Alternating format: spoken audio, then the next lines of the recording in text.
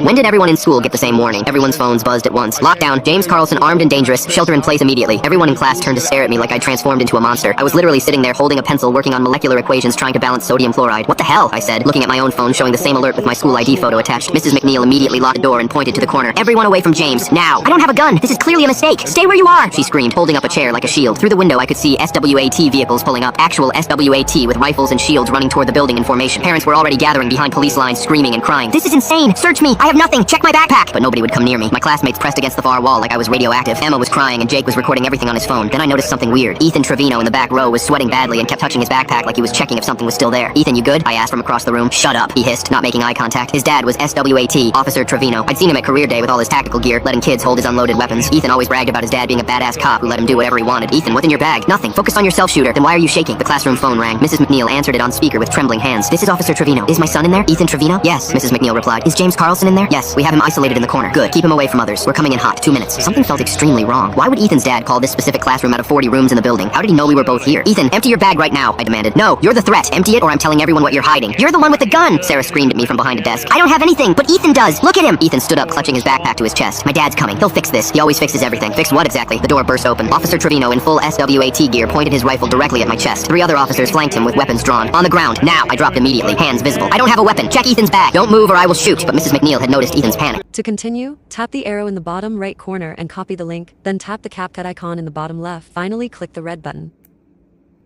When I pulled out the tampon in front of her, she actually gagged. We need to admit you, she said, covering her mouth. Hospital day 1.